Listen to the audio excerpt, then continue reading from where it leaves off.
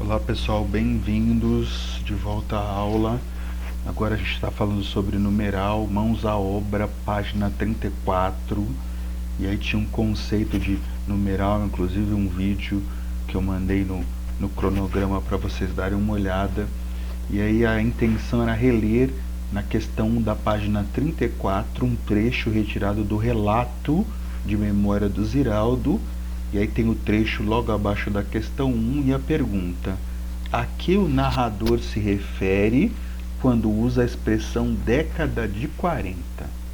Resposta: aos 10 anos que correspondem ao período de 1940 a 1949.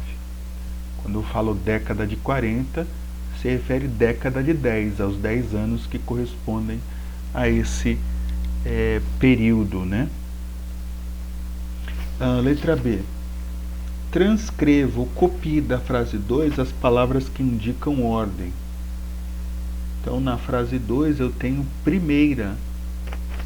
Então, essa palavra indica ordem. Letra C. Como se classifica o numeral encontrado na frase 2? Então, quando diz você fez primeira comunhão, então é um número ordinal. Quando eu falo em primeiro, segundo, terceiro, em posição, é número ordinal. Se fosse 1, 2, 3, era número cardinal, que indica quantidade. No exercício 2 você tinha um modelo de uma folha de cheque. Eu não sei se vocês conhecem, mas certamente o pai de vocês sim. Hoje em dia é quase... eu não sei quem use, porque foi substituído pelo cartão de crédito e de débito. Mas aí nós temos alguns números, uma escrita. É interessante você saber como se preenche essa folha de cheque. Então, esse exercício 2 é uma resposta pessoal. Da A à letra F. Faz algumas perguntas e aí você tem que preencher uma folha de cheque você mesmo, uma em branco. Então usem como modelo a folha de cheque da página 34 e aí respondam escrevendo na folha de cheque em branco que está na página 35. Mas procurem seguir as orientações que estão na questão A até a questão F. E aí preencham esse cheque aí e podem até tirar uma foto e me mandar. Questão 3. Bom, aqui está pedindo para escrever por extenso alguns valores. São 4 valores. Então escrever por extenso, então você pode escrever o numeral e escrever por extenso. Num cheque era muito comum ter que escrever por extenso. E acredite, quem não tinha experiência acabava errando. Então, as respostas do número R$100,10 ficou assim, ó. R$314,05, R$1.650,25, R$99,19. Então, isso é escrever por extenso. Questão 4. Leia esse trecho de uma notícia. Aí tem um trecho de uma notícia do estado de São Paulo, repórter Mariana Mandelli, e aí pergunta: que informações numéricas aparecem nesse trecho? Resposta: no texto aparece o valor total do aprendizado por alunos da região sudeste em leitura, escrita e matemática. Então essas são as informações numéricas que aparecem. Letra B. Copie os numerais do gráfico que está no início deste capítulo e explique o que eles indicam. Então, o início do capítulo é a primeira folha da apostila. Então, ali nós temos os números ordinais terceiro e segunda. O que eles indicam, respectivamente? O ano, terceiro ano, e segunda série. Hoje em dia como é indicado o ano e a série que a criança está na escola. Por exemplo, sexto ano, quinta série. e assim por diante. Bom, questão 5 da página 36, acompanhem aí. Então nós temos um trecho também que você deveria ler, ele está entre aspas, porque ele representa a fala do narrador. E aí a letra A diz assim: quando Dona Marília pede ordem, ordem, está se referindo à falta de organização. Que tipo de ordem poderia ser sugerida para o plebiscito? Então a professora, ela poderia sugerir cada aluno falar de uma vez, né? Ordem, ordem, cada um vamos falar de uma vez só, cada uma vez. É um tipo de ordem possível, ainda mais com todo mundo falando ao mesmo tempo. Letra B, que numerais podem servir para que a professora indicasse que começa a falar e quem continua na sequência? Então, como é que ela organizaria essa ordem? Ela poderia dizer: o primeiro que vai falar é X, é o João, o segundo é o Pedro, o terceiro, e assim por diante. Era uma forma dela indicar ordem em sequência, né, em quem vai falar. Letra C. Os numerais serviam para indicar o resultado da votação do plebiscito? Resposta: o que numerais, né? Os numerais 4, 2 e 1, para indicar a votação do plebiscito. Lembre-se que o plebiscito é uma consulta. 6. Esse 6 é muito interessante, vocês podem tentar fazer e até me mandar. Ó. Vocês vão ler o problema. Tem um problema a seguir, altos e baixos, é bem interessante, da figura. E depois retirar do texto os seguintes numerais, 2 numerais cardinais. Resposta: 4 e 3. Um numeral multiplicativo, dobro. Agora, a letra C, você vai tentar resolver o problema. Depois vocês podem me mandar e conferir o resultado. Então, o problema, o numeral, ele tem um enunciado. Esse problema tem um enunciado. Você vai ler e vai tentar resolver. O que você vai tentar fazer? Vai tentar formar quadrados iguais. Como fazer com esses palitos de fósforo com tamanhos diferentes? É isso que você tem que fazer aí. Esse é o problema a resolver. Tá bom? Agora vamos para o texto 1, é uma charge explorando o texto na página 41.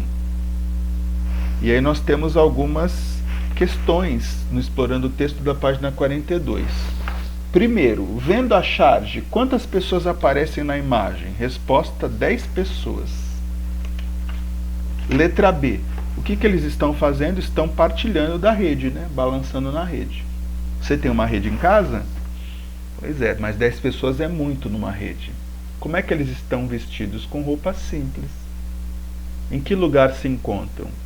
Bom, tudo indica, embora não fale aqui, que é dentro de uma casa. Dentro de casa, em uma rede. Bom, vamos agora para o texto 2, página de agenda. Então você vai ler os textos na página 43 e depois você vai responder as questões de explorando o texto na página 44. Questão 1. Descreva como você imagina Carol fisicamente. É uma resposta pessoal. Você vai olhar, vai ler o texto da Carol e vai imaginar como ela é. 2. Como se sentia Carol na segunda-feira ao escrever? Então, quando ela escreveu, estava mais aliviada. Essa é a resposta possível. Porque sua mãe já tinha escrito uma carta para fazer as pazes com a filha. 3. De acordo com a carta da mãe de Carol, a menina teve os seus segredos descobertos. Por quê? Não. Na carta, a mãe afirma que não leu nada que estava escrito na agenda. 4. Você tinha que observar a capa do livro Segredos de Agenda e responder letra A. A ilustração dessa capa forma um sinal de pontuação. Qual é ele? É o ponto de interrogação. B. Qual é a relação desse sinal com o título do livro? Uma possibilidade. A interrogação representa o desconhecido, os segredos. Letra C. O título desse livro tem alguma relação com os fatos ocorridos com Carol? Principalmente com a raiva que sentiu da mãe? Por quê?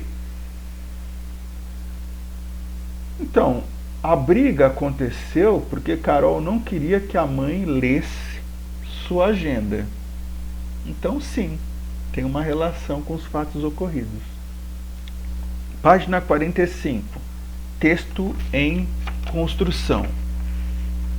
Que elementos aparecem na página da agenda além do texto escrito? Resposta: uma embalagem de bombom. O que mais? Ambas presas por um clipe. É isso que ela diz. Os elementos que aparecem. 2. Por que eles estão presentes na página da agenda de Carol? E em sua opinião, por que Carol colou a carta da mãe na agenda? Então, esses itens, esses elementos estão presentes porque é comum colocá-los em quem usa um diário, uma agenda. E a carta da mãe foi colada porque era importante para a Carol. Questão 3. Em uma agenda costuma-se registrar os compromissos do dia a dia. É isso que está anotado na agenda de Carol? Por quê? Não. Mas que compromissos ou lembretes do dia a dia? Mais do que isso, ali estão registrados sentimentos e episódios importantes da vida da menina. É assim que a Carol usa a agenda dela, não é para escrever compromissos, mesmo porque ela é jovem, não tem muitos, né? Ou muitas responsabilidades.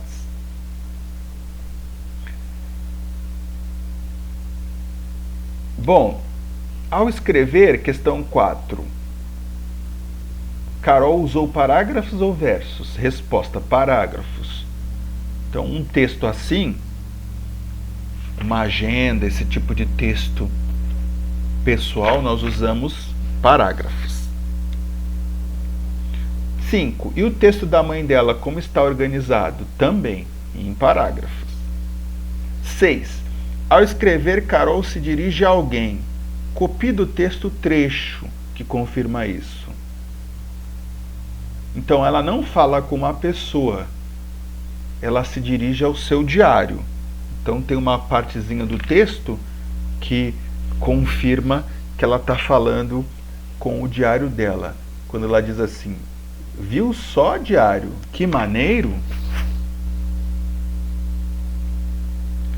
7. Os textos da Carol e os da mãe foram escritos com o mesmo objetivo ou com a mesma intenção? Explique. Não, não foram. O texto de Carol foi escrito como relato íntimo. Já a mãe escreveu com a intenção de enviar à filha. Questão 8. A linguagem utilizada na agenda é formal ou informal? A linguagem é informal. E há textos que confirmam essa informação.